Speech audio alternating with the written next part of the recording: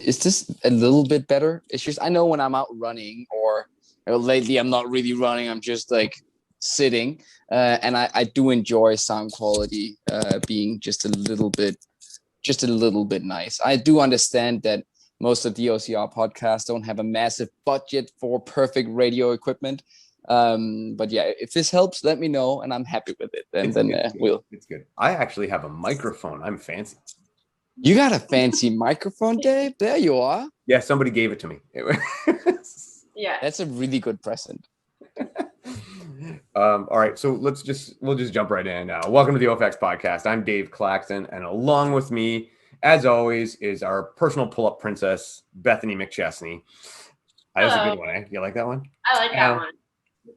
And with us, we have a man who has become the Dane Fonda of the pull-up industry now, Leon Kofoed. Leon, how you doing, man? I'm doing really good, buddy. I walked all the way to the university. Not all the way. I took the metro part of the way, but all the way to university today. So my leg is healing up, and I'm feeling amazing being here with you and the pull-up princess. How about that? Not every day I get to have that much fun on a Sunday night. Well, you know what? She earned the pull-up princess title too, because apparently she just did the Murph and she tore her hands, but on the 95th pull-up. Oh, Jesus. It's better than I expected. And with the weight vest. You did it with a weight vest? How did your shoulders handle that, Beth? Because that's just wow. Yeah, it actually wasn't bad. Like the push-ups killed me way worse than the pull-ups. Well, I mean, it should do that if you're an obstacle racer. I'm not saying push-ups aren't great and cool and everything. It's just I get for our crawls we have to have like pretty good pecs, but most of the other stuff is kind of a pulling thing. So I'm happy that those tough part for you. Yeah, exactly. Yeah, I mean, like most races are pretty much just running and hanging on to crap. Yeah. Oh yeah, I love going to an OCR training as a participant, and they have you do like 200 push-ups before the end of the session, because then I know I just went to a CrossFit class, not an OCR class. I mean, I'm not against push-ups. I have it in my own regimen as well as kind of shoulder strengthening and just like having good balance and not being all pull instead of having a balance. So it's definitely worth it, but I mean, it's not a primary OCR exercise. I think if you make a list and you put like running, pulling, grip, lifting, as somewhere up there, you should probably have some kind of plyo or mountain building strength for your running. It's all underneath the bracket of running. And then push-ups are pretty far down that list of mine. I admit that. Yeah.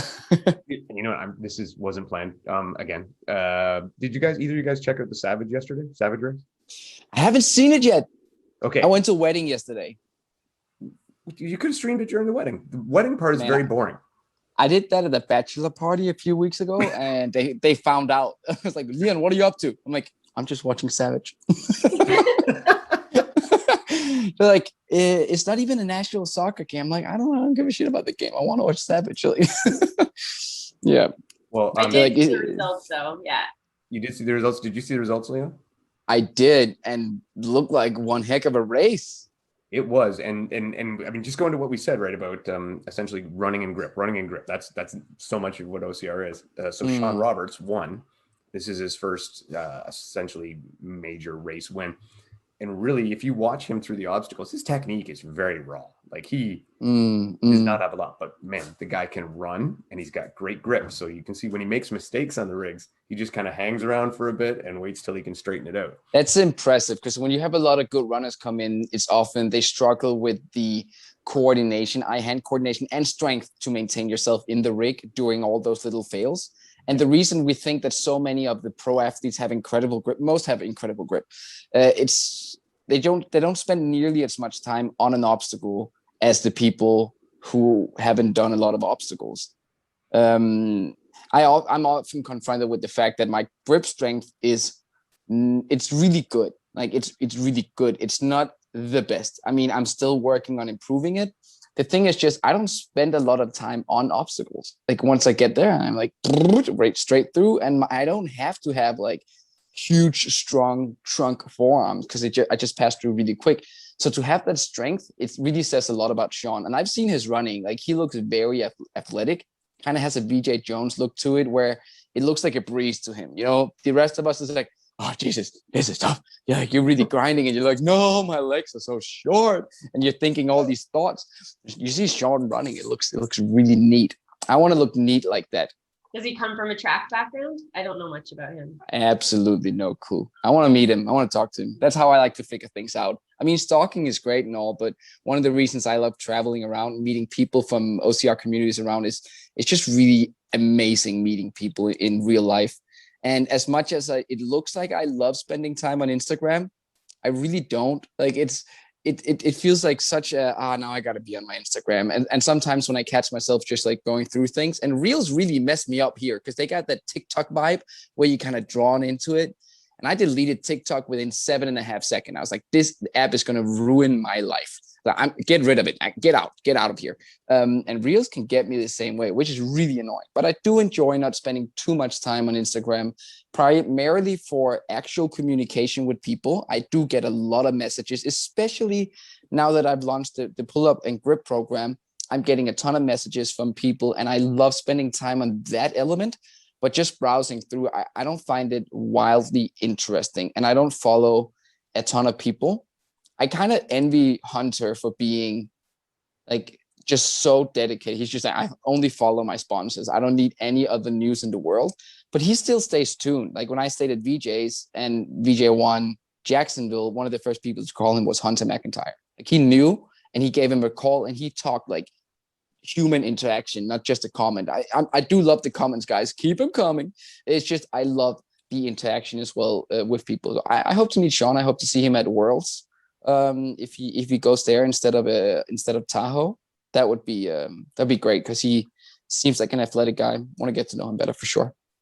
Yeah, I think he does have a like a track style background, but he won't talk to anybody, so nobody really knows.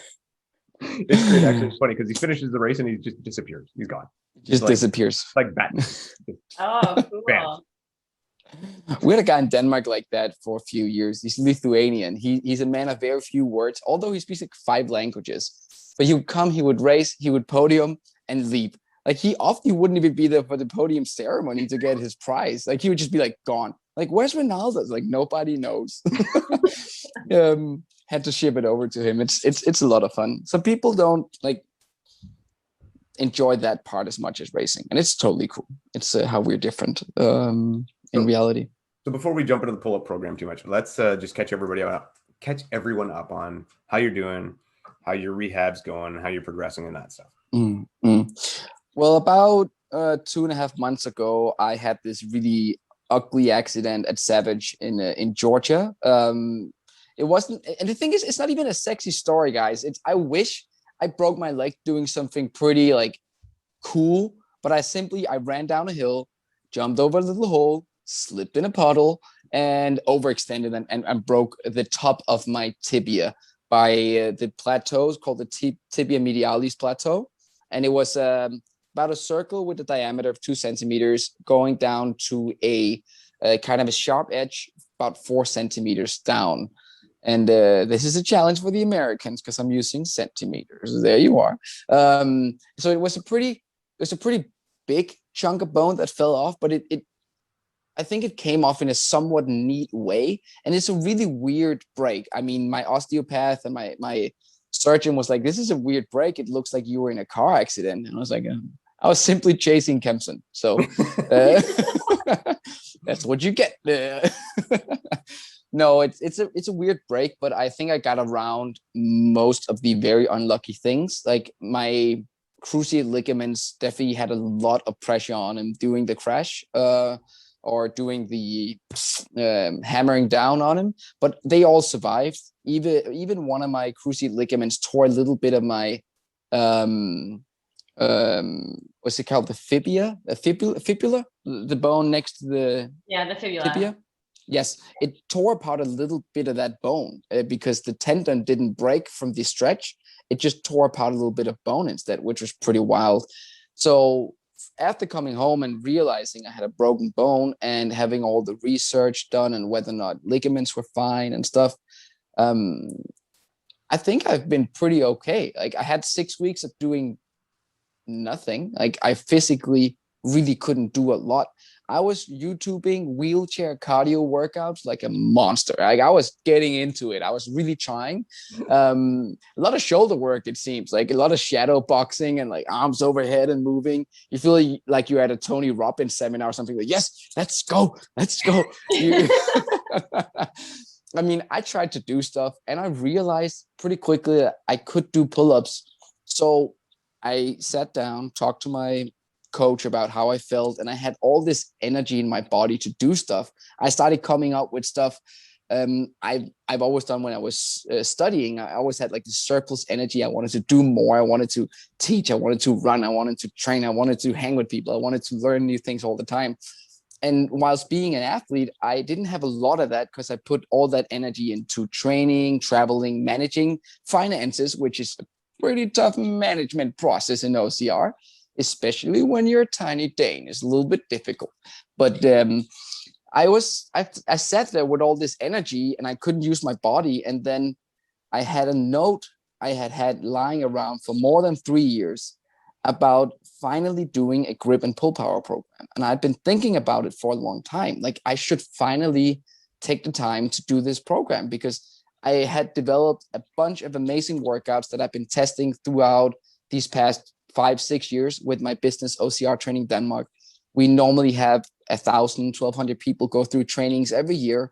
So I've tested workouts with 100 people at a time or 2 people at a time, or like small groups, big groups. We do training trips to Spain. We do all sorts of stuff. So I had all this data on what worked for people and what they liked to do and how they had the best improvement over a certain amount of time and this experience. So I said, well, now is the time. And the only thing holding me back before was that I was super worried about making a shitty product. All the classes I've done about entrepreneurship, they all talk about having a pretty lean strategy, and they talk about a minimal viable product. Like as soon as you have a little bit of a product, put it out there, see if people like it. But I felt like the Leon Kofoed brand doesn't hang with a shitty program. Like I wouldn't just put out anything. So I sat down and I was like, all right, this is going to take a few weeks. And it ended up taking so much more time because I kept increasing my own expectations to what I needed to put in this program. Like, I don't need 5 follow-along videos. I need 27. And then I just started filming all these things, creating the program, spend a lot of time setting the website up for an e-commerce sales, figuring out how the emails would work afterwards, working on safety, security, and payment solutions, and all those elements. And I just had a blast doing it. I love managing little things and starting things. And I just really enjoy it. So doing this project kind of had me feel like I used my education instead of just using my body for tearing myself apart or running really hard or training hard, which I love to do. I also got around to managing a new project and setting up all these tasks, being a leader of my own agenda, and only having myself to be responsible to was also a really big challenge here. Because some days I was in a bad mood. I was in a really bad mood. Like my leg wasn't doing better. It was getting skinnier and skinnier and skinnier and wider and smaller and like, not wider, but whiter. Like it was just looked like it was some Gollum kind of stuff down here. I was like, Jesus Christ, this leg is going to disappear. Like it was horrible. So I had a bunch of days where I didn't feel it, but then I dragged myself up and I was like, yeah, you got something to do and you got something to work for. And you have all these amazing workouts that actually have a beneficial factor for the OCR community that you can put out. And also having experience being a sponsored athlete throughout COVID, and sponsorships are a little bit different in Denmark than in America. First off, getting money is a really, really hard part. Like ambassadorships, they hang all over the place. You can get those anywhere you want for a pair of free headbutts or whatever you want. I mean, it's just not how you can't make a living like that. So I'm trying to get into understanding the athlete sponsored product or sponsored brand relationship better. And COVID just really knocked me out. Like it almost gave me the defining blow of not continuing with OCR simply because it no longer made any sense to be a full-time athlete. So the program here is also a way for me to pay for my rehab, because there's a lot of training, there's a lot of missing out on competition, missing out on media, missing out on sponsorships and prize money and stuff. So it's a way of sponsoring myself during the rehab and also afterwards, so that when I'm maybe in December this year and I'm trying to renegotiate my deals or get new deals or whatever, and if that's a massive struggle, I don't have to quit OCR if it doesn't work out. Like if the business remakes their marketing strategy because of COVID, they might be like, oh, we have enough influencers, or Leon, you're not cute enough, you don't show your titties enough on Instagram, or whatever. So I want to be capable of making 100% sure that I'm not leaving this sport before I want to leave the sport. And the program is one way of doing it, actually. And I've received messages that right now, a lot of programs have already been sold, and I've talked to everybody, and I'm just so grateful. Like, I feel like I'm giving a quality product, which is totally worth its price. It's a really good product, but at the same time, I also feel like people are doing it to support me. So it's like a dual happiness factor right now, because I feel like I'm giving people some good stuff. I'm like, this is great. I really hope my competitors don't buy this, because I don't want them to be I don't want him to be better at these elements here. I don't want him to have like super grip and being even better in a pull-up bar and at all these things, because it's going to transfer to OCR. It is going to transfer to OCR. It's not an obstacle technique course, but this is the fundamental strength training you need to be good at completing obstacles, whether or not it is endurance, grip, like hanging in different angles isometrically, or it's power, like moving your body really quick and having fast twitch muscle fiber activation. The program is going to like build up and take all these little elements in it. That's why it's not called a pull-up program. It's called a grip and pull power program. It is for power. It's for maximal squeeze and for fast muscle activation, because people do not manage to adjust their pull training in a manner that they actually engage all the muscles in a, I wouldn't say correct way. It's so dangerous to say that, but in a fashion that transfers well into completing obstacles. Because it's a kind of muscle activation that has to work on battering bird, but it also has to work on Stairway to Heaven. And it also has to work on a low rig. Like, how do we get like this muscle activation in a program? It's actually rather complicated. And that's why I made 19 workouts, because honestly, an 8-week grip and pull power program would be great with 3 workouts that you do 2 or 3 times a week, repeat that for 8 weeks. Like, you can make a very simple, very cheap program with those things.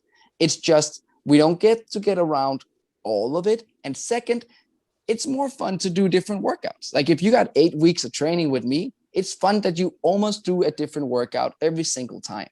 I think it just makes it's a bit more, it's just joyous in a way. And it also makes it easier for people to repeat the program more than once. Because I encourage everybody who buys this program, it is a one-time payment. Don't just do the program one time.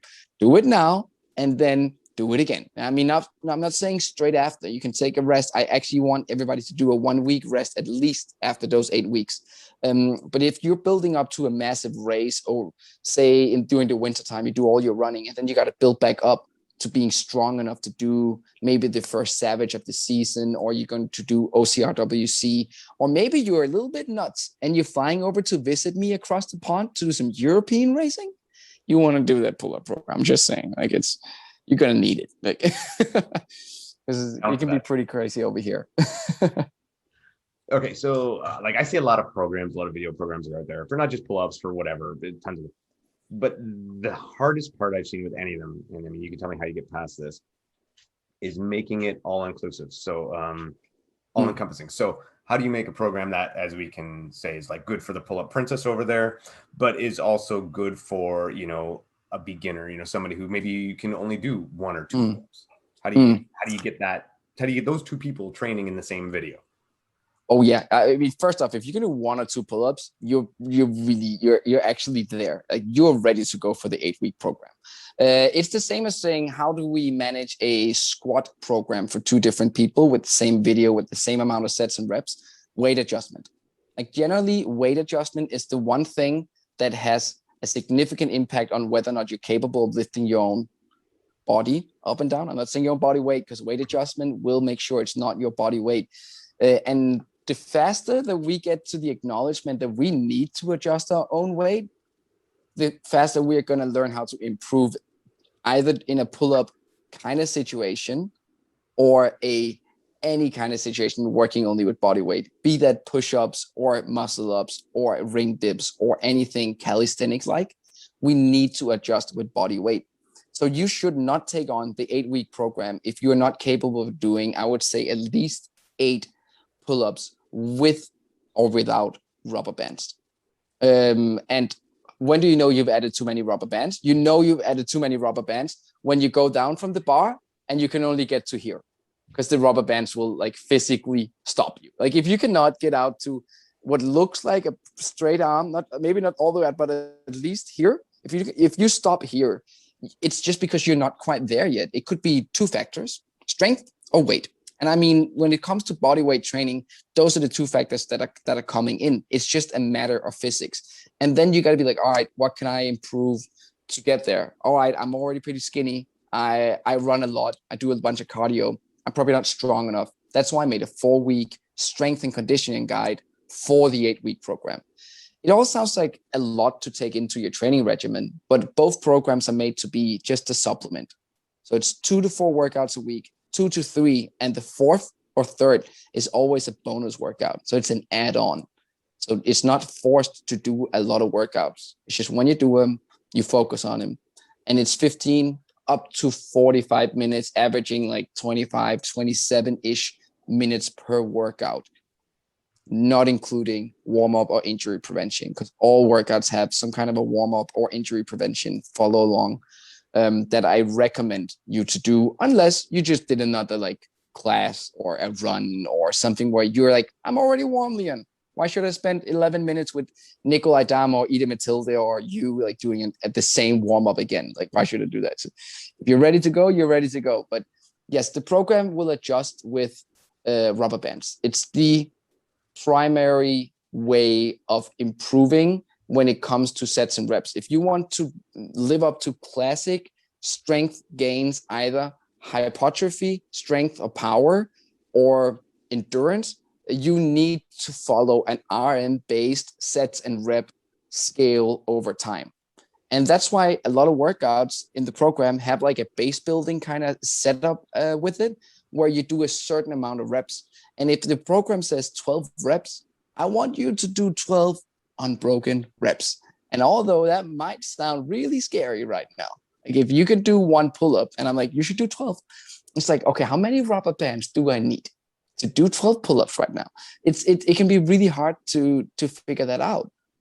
Or, I mean, I'm also going to play this from the other side of the table. If I tell you to do 12 pull-ups and you can do 35 or 30, whatever, probably add a little bit of weight, all right? So you're probably a little light and you're way strong. Add more weight. I do some of these workouts with the weighted vest. I did a workout 2 hours ago with a weighted vest from the program because I was like, all right, I got to do like sets of 6. I need a weighted vest. It feels more natural for me to have that extra weight doing it, because I've been doing pull-ups for 12 years. I started getting interested in calisthenics 12 years ago. Like I've done it for a long time.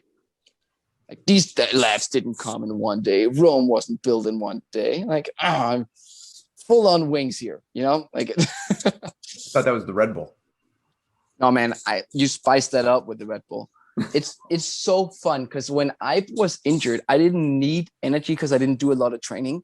And I like to use caffeine and sugar and everything around it as a tool for training.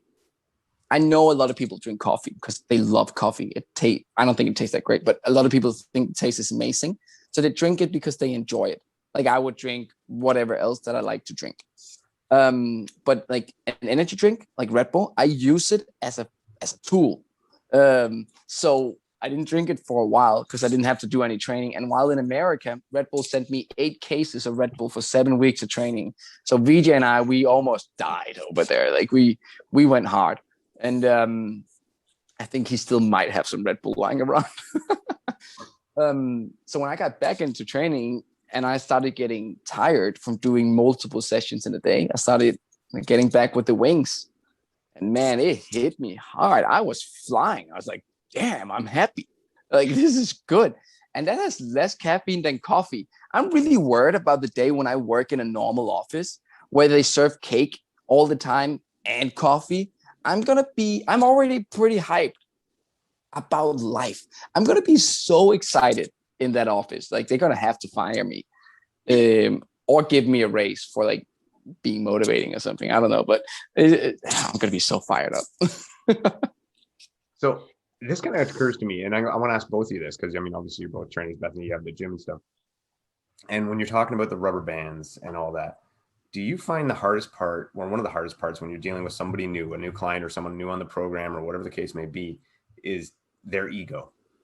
And what I mean by that is they have such certain expectations of themselves. And I would take like a guy like me who goes in and, you know, and I got fairly good grip strength. I can do a lot of pull-ups. I'm decently fit. But I know that there's a guy like me who, and I have to remind myself of that, you know, don't let your ego screw up your training.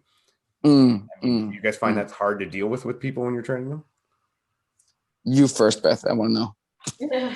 Yeah, I do. Especially if people have a hard time, like they would rather just avoid it altogether if they know they have to keep adding bands. It's like almost like a symbol of like, I can't do this and I got to put on another band. And yeah, so people do actually generally like even just completely avoid it. But I'm like, just put the bands on and then you can hit the reps. Like, I'd rather you do that. But they're just like, no, I just can't do it. And that is so hard because people feel like they're already setting themselves up to fail. But it's like doing squats and your 1 RM is let's say it's 220 pounds. And I tell you, the only bar in the gym, it weighs 220 pounds. You want to squat today? You don't want to warm up? You just want to squat? Get on it. Like, give me 10 reps. Oh, you can only do 1? What a shame, eh? Oh, you hurt yourself? That's horrible. Well, yeah, guess that's how it is. You don't want to put off weight? Nah, I want to have 220 on that bar. I can do 220, you know? Like, we got to get the same attitude towards lifting body weight. I coach a calisthenics class every week as well. And it's so hard, especially with the guys. And I get it. I mean, I feel the same with running. Like, if I have a day running where my program says I have to run a certain pace and I just can't hit it, like if I just can't sustain that pace, I feel like the worst athlete. And I just get annoyed with myself. And until I like tell myself to cool down, and it's just Tuesday, it doesn't matter. You're probably tired, you didn't sleep enough, whatever. But I still get annoyed with myself. But I mean, if I'm not ready that day, I should have cut off like 5 seconds of every kilometer. And then I would have felt great. I would have hit the perfect heart rate zone and I would have sustained it. So doing a little bit of scaling based on your day shape or where you are in general, it's the only way to get your own improvement. And I mean, people are welcome to contact me for a personalized pull-up program for 8 weeks, but it's not going to be about $100. It's going to be a lot more because I will train with you and do all these things. It's if you want a personalized, super personalized experience, somebody to hold your hand 3 times a week for 8 weeks. I mean, it's hard to make that available for everybody simply because of finances and time as well. Like, you only have so much time. So scaling is really important. And I understand what you're saying, Dave. I feel the same way.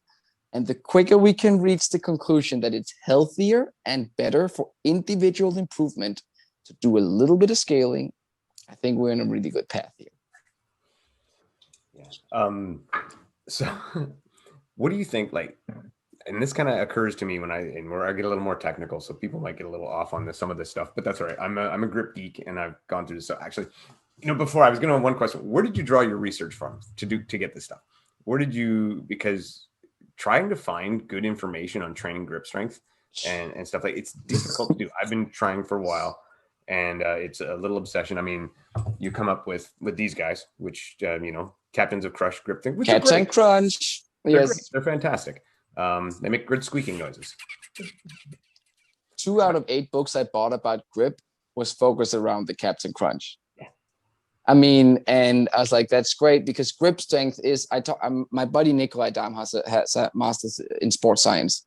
And I helped him with a project because I have a master's in math and economics focused on multivariate statistics. I helped him with data development and data processing and modeling for his undergrad thesis.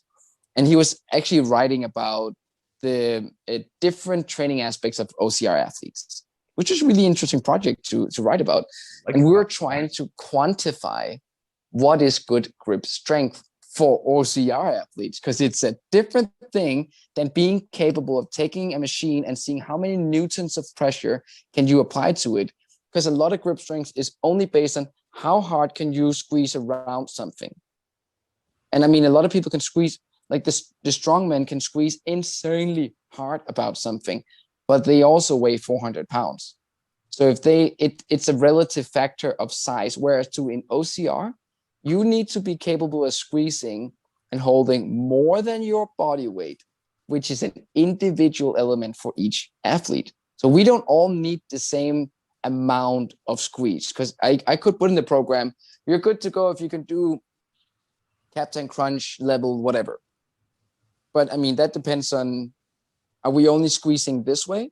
Are we squeezing this way? Are we holding a kind of a nunchuck style thing? Are we grabbing something that rotates like the Gibbons? What are we holding on? What is good grip strength for OCR? And honestly, training both your flexion and your extension and contraction of your forearms is an important factor here with pinch and different holds on your pull-up bar. And making a program to improve that is also a really big struggle. So my data came from, first of all, working with Nikolai back then, 3-4 years ago, about what to do. We did all these tests with people. We're hanging, pulling, squeezing. I've made a couple of grips of my own, produced in Spain, to see how it would work with different types of gripping on him. And the magic came in reading all these books and trying to understand how to build grip strength, combining that with classic strength training data, which has a lot of evidence of working. You got to always base your research on something which has a bunch of evidence. Like for running in OCR, if you base that on the training which has found to work for actual road runners or triathletes, you have a good start. And then you got to tweak that into an OCR element, which is the hard part, like that tweak. And it's the same with grip, because there is a lot of data on people being good at squeezing something. So I was trying to read from different sports, which does squeezing, like arm wrestling, climbing is really relevant as well, because they have both the pinching and the strong hold, strong men. So I bought a bunch of books. I read about it and I saw what the different athletes were doing. I found none of those books very educational. I did not find any of them like and like, this is the best thing I bought this year. I didn't have that feeling. I admit that. So with climbing, then you mentioned climbing, because I do find a lot of OCR athletes are also rock climbers, and I think a lot of that's kind of what they do for their grip strength. So then, would you say then what you're doing is something that someone who does a lot of rock climbing and they're very proficient at that would still need something like this?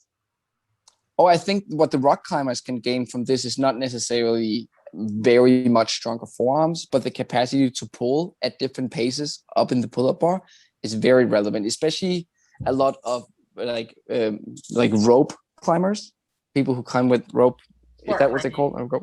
Yeah, rock climbers. Not boulders, because boulders normally have a little bit more of an explosive pull capacity, but rock climbers have a lot of lifting with your legs and hanging in straight arms. It's like the pinch and hold and squeeze, and that capacity is incomparable. It's incredible. But then the pull element of the program, sheer volume to build more strength and mass, so that you can, after having run a long time, still have energy to do the pull-up that it takes to get over Stairway to Heaven. Because most climbers will do Stairway to Heaven doing a bouldering, a climbing session, no problem. But have them run 8 miles all out and then do it, it's a different game. And this program tries to take into account of working under fatigue as well. which is normally not something you see in a climbing routine of a strength element here. Because the working on the fatigue element is normally on the wall, because you spend a lot of time on the wall, and you get that like fatigue training when you're cramping and you're like, oh no, my arms and my hands. So to put that kind of training in a gym, you had to find out how do you fatigue people, and how do you put that in a program. So I would say climbers will still benefit from it. I mean, if you're as strong as Nicole or Aaron Newell, and you don't have any problem crushing any obstacle ahead of you, you would probably be more helpful towards Leon still being an athlete by buying the program than you would be helpful towards yourself improving on obstacles. You know what I mean? Like so if you're there, you know what you're doing, you're already at a great level. But a lot of people are searching to find that little twist of making the other elements of training OCR specific. And the best thing would be we could do all this in obstacles all the time. That would be like the perfect world. But we don't live in a perfect world where everybody has a rig at home, and where I could build a rig in my living room in my tiny apartment and film like doing all the sorts of amazing things on the rig. So we work with what we got. And most people who are pretty serious about their training either has a pull-up bar at home or has regular access to a pull-up bar or a branch in the forest. And you can always bring rubber bands in your running pack. I was using those naked bands. I stole one from VJ. I fucking love that thing. You can put in rubber bands. You can bring it in the forest, do your pull-ups, do your set, have a little printout of the workout number, whatever, and run back home. I mean, incredible. I would love to see people do that as well, because it can feel very clinical when you're just at the gym all the time. So to do your program, then all people need is a pull-up bar and bands, and maybe a weighted vest if they need that. If you need weighted vest, yeah, then you probably already got one lying around, or you got a kettlebell you can put around your waist. I would also say that most workouts include another kind of either pulling or carrying or pinching. So weight, not necessarily weight plates, but a kettlebell or a dumbbell. Or if you have more, it's of course better. I've filmed almost every single video with having a pull-up bar, bands, and one weight.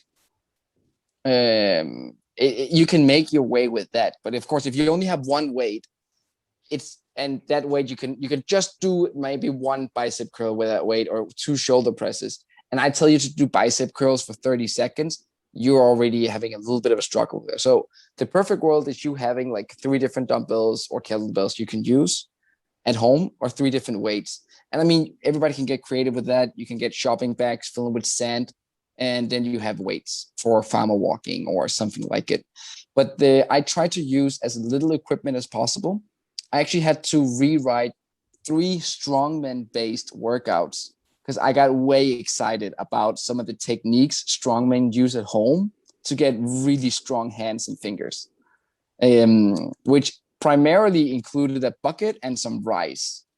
I was so excited about having people do workouts in buckets with rice, because it is tough, and it will not only improve like rotation and gripping and extending and all these elements, it will give you some tough skin too.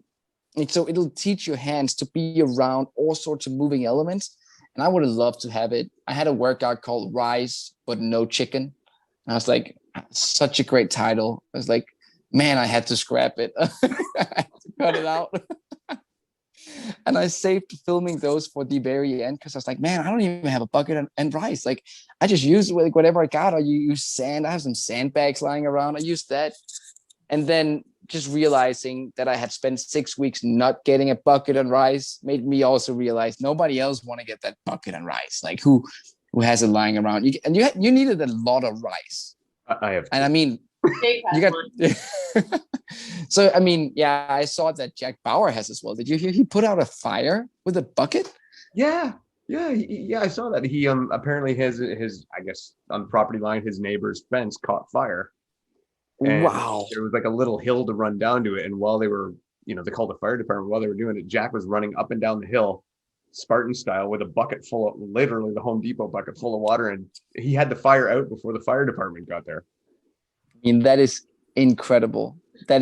I mean, I had so much fun getting to know Jack a bit better in Colorado. Didn't get to see his house, but I mean, just stepping up like that, and he has incredible fitness. Like, he's just strong and fast. Like, he has a better 5K PR, personal best than I do for the 5K. He has a better time, like lifetime.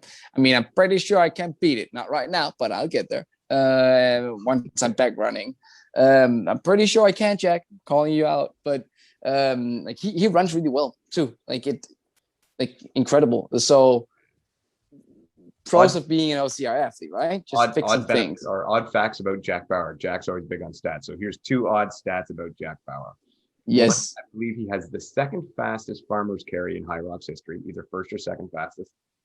And he also had the second fastest beer mile time for the running public beer mile challenge. I heard about that. Yeah. I saw the video. He killed it. He I think he doubled my time. Was it Tyler Bierman who beat him? Yeah. I think so. He won. Yeah. He used non-alcoholic beer though. I don't know if that makes a difference, but I think it's not the alcohol, it's the fizziness, the bubbles. Yeah. And Jack said he hadn't had a beer for like 5 years before he did that one, and he used legit beer, but he said again, yeah, it's not the alcohol, it's the carbonation that gets you. It really is. I remember I actually took as much time to drink the 4 beer as I did to run the mile. I terrible. Because it's just hard for you to get it down. I'm just not good at it. I'm no good at that. I got to train harder. Do you have a program for that? That's training. I wish. I mean, the first 3 years of university, I could have written a program for that stuff. I drank a lot before I got into OCR. I was like a full-on weekend warrior, and not like I went to races on weekends as a warrior. No, I got hammered like Thursday through the weekend. And having done that for so many years was my wake-up call to stop and just be like, if I change one thing in my life, it has to be drinking. So I stopped drinking. And not with the intention of being an interesting athlete in OCR. I just wanted to have a little bit more life. I don't know how to put it differently. I just wanted to be more with life. Like, I had all the fun. I'm a big FOMO guy. So when I went out, I was always like the last guy to leave. I mean, I just was like, is anything going to happen in like 5 minutes? I guess I can't go to bed right now. Like, it just ruined me. And I mean, I had the best time.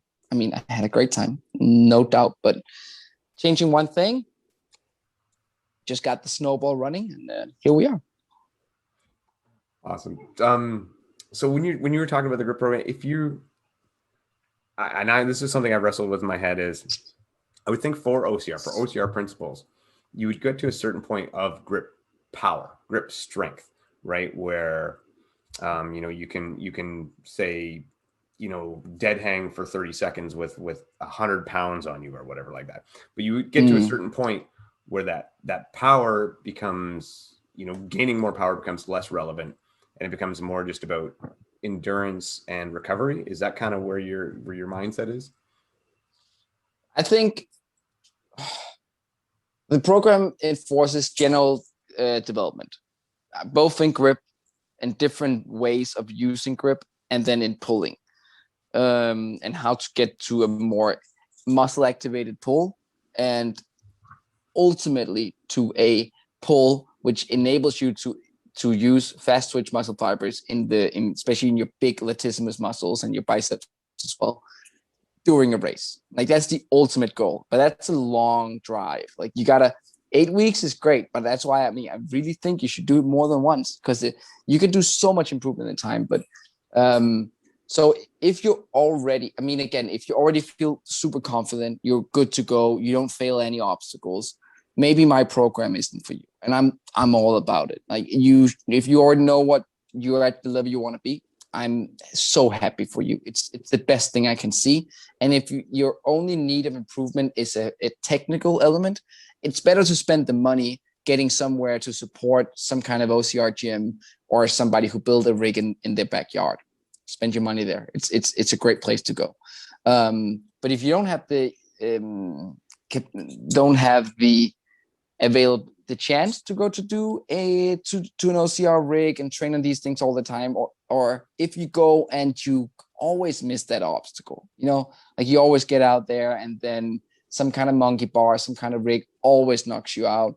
If you spent the last 5 OCRWCs just standing there being in a really bad mood because you missed one of those rigs and your band is cut again, and you want to like ensure that you have at least raw power at a better level than last time, then this program is definite for you. And I find that raw power is a primary factor to survive new things. And you saw that with Roberts, because he comes out, he doesn't really know how to do it yet. Like he's good, like naturally good, moves well, but what saves him is raw power. Like he could be not powerful. Jonathan Albon, you don't see it. He's a skinny guy, but he has some raw power, and he is very strong, stronger than he looks for sure. And so if you got the raw power, it's going to save your butt, especially as soon as you make mistakes, because you may have trained to complete your rings or your ropes or your monkey bars in a certain way, but at race day, it's basically raining Vaseline, and somebody else was on the bar before you and got all sweaty, and like chalk is no longer there. Although you used it in the gym, your gloves are no longer at any good use because you're not supposed to wear them, and all the other stuff. You can't wear it now. What's going to save you if you make one little mistake? And we all make mistakes. I make mistakes. Everybody makes mistakes every once in a while. I mean, at Hildebrand, we saw some pretty clean racing, though. I think people did very well on those rigs. It looks very coordinated, but that's what you get when you give pros allowance to train, because they will train and prepare on those obstacles. I do love, though, at OCRWC, we cannot, because I have a very good capacity to do well on stuff I haven't touched before. And I love seeing myself a very confusing rig before a race like that. It's the best thing I can see, because I already feel like I'm going to do better than someone else on that rig, because I'm very creative on how to do these things. And it's just luckily in that sense. I'm happy I see it that way. But yeah, raw strength. Oh, sorry. No worries. You just lost a little video. There you go. Sorry. Yeah, it's because I got a call. A buddy of mine swinging by in about 10 minutes. Sorry about that. No worries. All right. So, quick gear change. Because you mentioned OCRWC, so I want to talk about that anyway. Are you thinking you're in? Are you on a good plan? Do you think you're going to be able to make it? Do you think you'll be able to compete? And if so, man, I hope so. I hope so. If I'm there, which I mean, personally, I'm 99% sure that I'm there, and that I have ran a test race earlier that month. I told my surgeon, though, that I wanted to run in September. And he said, "What do you mean by running?" I said, "Yeah, it's the world champs." He was like, "World champs in wheelchair?" No. I was like, "No, it's not."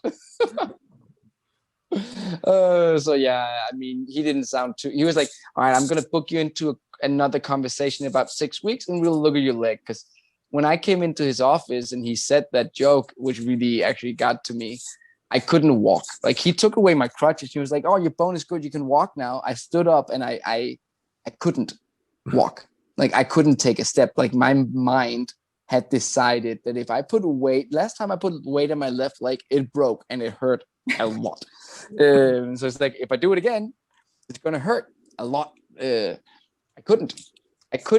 2 days later, I managed to do 3 steps, and then I stopped. That's because I was at a bachelor party and I'd had a couple of drinks. So all of a sudden, I got all the courage and I forgot my fear. And then I got back on my crutches. I was like, I better not do this right now. I better wait for tomorrow. So yeah, I think I'm going. I mean, I am going. I'm coming. I got my tickets. I'll be there. Got a place to stay. Good friends. Gonna be there with the team with Yasimis, I think. It's gonna be a lot of fun. And I'm going to run as hard as I can. I mean, I'm doing all the alternative training I have to do. I know I'm staying a little bit busy with work and the program, and the next 2 weeks, I'm going to be hosting exams for my students at the university. So it's a little bit busy there as well. But I mean, life's busy. I'll manage. It'll be fine. So unless my doctor tells me specifically to not go, I will be there. I might wear some kind of a knee brace though. I'm thinking I might as well wear whatever could help me. So if I'm taped up like a mummy, it's not because I got some crazy tape sponsorship. It's because I'll probably need it. Like, so I'm doing everything I can to be there. All right, this is a question for both of you here, and especially you, Leon, because you know both these guys very well. So, can VJ beat John Albin in the 3K? Yes, he can. I'm not saying he's gonna. I'm saying yes, he can. But it's like I've heard a lot of people say about Atkins, like he's beatable if he has a bad day. Yeah. That's no longer the case. Atkins is beatable if he runs a certain type of race with VJ. VJ is so good and so powerful at that distance and with those obstacles that John is gonna have to bring an A game. Like, you can't mess around because he's gonna lose it then.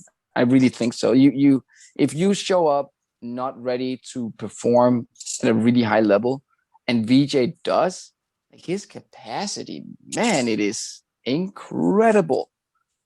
I'm in Abe just like looking at it. It's incredible. So yeah, he definitely has the capacity. I believe I do so too. Not this year though. But VJ, like, seeing him move, it's so powerful. And he's really got like his eye on the target, and he's very open about that as well. And I think if you're so focused on that, and John loving to do longer distance stuff, I don't know how he feels after his foot surgery, but it looks like he's getting back to training really well.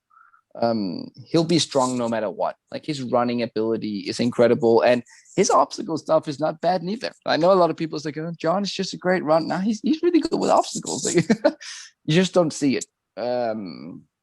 He doesn't have the flash. He doesn't do the flashy stuff that maybe you see they do. He doesn't try as much risky maneuvers. He doesn't, do that.